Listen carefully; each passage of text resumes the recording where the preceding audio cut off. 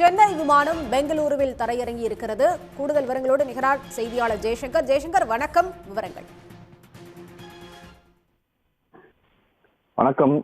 டெல்லியிலிருந்து சென்னைக்கு ஏர் இந்தியா பயணிகள் விமானம் நேற்று மாலை 5:55க்கு புறப்பட்டு சென்னை 152 பயணிகள் 6 ஊழியர்கள் உள்ளிட்ட 158 பேரோட இந்த விமானம் சென்னையில் 8:40க்கு தரை இருக்க வேண்டும். ஆனால் சென்னை வான்வெளி வந்து கொண்டிருந்தது. இந்த நிலையில் தான் அந்த சென்னை விமானம் 8:30 மணியில் வான்வெளியில் பறந்து கொண்டிருந்த போது அதுக்கு இறங்க அனுமதி கொடுக்கவில்லை. அந்த விமானம் நீண்ட நேரமாக ஒரு அரை மணி நேரம் வானில் வட்டமளித்த நிலையில் அது பெங்களூருக்கு திருப்பி அனுப்பினார். அங்கு அது பத்திரமாக தரையிறங்கியது. இந்த நிலையில் இங்கு இரவு 9 மணிக்கு சென்னையிலிருந்து புறப்பட்டு டெல்லிக்கு செல்ல வேண்டிய பயணிகள் காத்திருந்தனர்.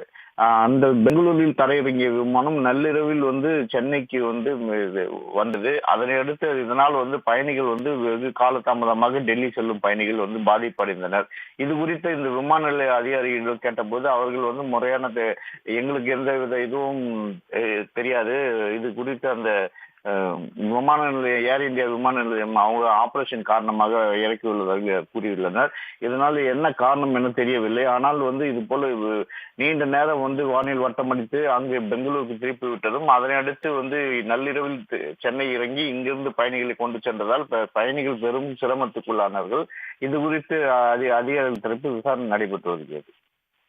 உடனுக்குடன் செய்திகளை தெரிந்து கொள்ள சன் நியூஸ் பெல் ஐகானை கிளிக் பண்ணுங்க.